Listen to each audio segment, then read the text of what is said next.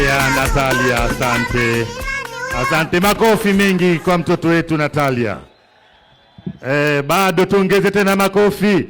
Natalia, huku. Wengine no. Sasa mtoto anatuambia hivyo. Ni mambo ya kutafakari haya.